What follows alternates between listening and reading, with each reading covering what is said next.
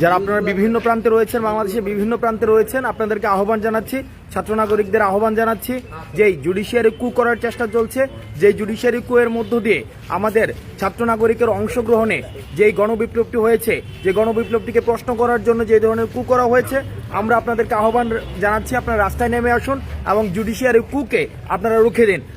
আপনাদেরকে বারবার আহ্বান জানাচ্ছি। আমরা ইতিমধ্যেই প্রধান বিচারপতিকে আমরা বলেছিলাম, আমরা আলটিমেটাম দিয়েছিলাম তিনি যেন পদত্যাগ করেন, কিন্তু প্রধান বিচারপতিকে দেখেছি তিনি পদত্যাগ করেননি, বরং তিনি যে কাজটি করেছেন এক ধরনের জুডিশিয়ারি কু করার চেষ্টা করছেন। সুতরাং আমরা আমাদের এই পরাজিত শক্তিকে আমরা